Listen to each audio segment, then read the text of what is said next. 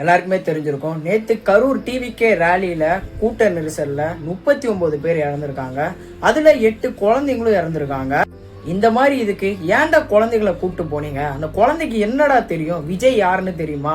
ஒரு 2 வயசு குழந்தையெல்லாம் கூப்பிட்டு போயிருக்காங்க. அந்த 2 வயசு குழந்தைலாம் இறந்துருக்கு. அந்த குழந்தைக்கு விஜய் யாருன்னு தெரியுமா? முதல்ல இதுக்கெல்லாம் ஏன்டா குழந்தைங்களை கூப்பிட்டு போறீங்க?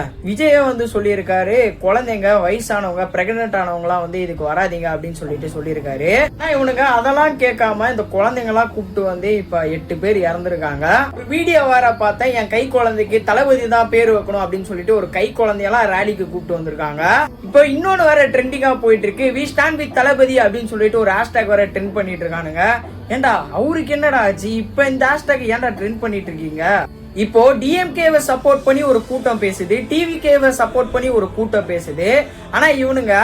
ஆனா பாதிக்கப்பட்ட குடும்பத்தை பத்தி எவனுமே பேசிக்க மாட்டாங்க, எவனுமே யோசிக்க மாட்டானுங்க. அவங்கவுங்க கட்சிக்கு தான் முட்டு கொடுத்துட்டு இருக்காங்க. விஜய்ன்றவர் இப்போ ஒரு ஆக்டர் மட்டும் கிடையாது, இப்போ ஒரு அரசியல்வாதி. அவரை தயவு செஞ்சு ஒரு அரசியல்வாதியா பாருங்க. அது மட்டும் இல்லாம அவர் ஒன்னும் ஷூட்டிங்க்கு வரல, குடும்பமா பாக்குறதுக்கு. எப்ப நீங்க ஒரு அரசியல்வாதியா பாக்குறீங்களோ அப்பதான் இது மாதிரி விஷயம்லாம் நடக்காம இருக்கும். அது மட்டும் இல்லாம இந்த மாதிரி கூட்டமா இருக்க இடத்துக்குலாம் அதிகமா குழந்தைங்கலாம் கூப்பிட்டு போவாதீங்க.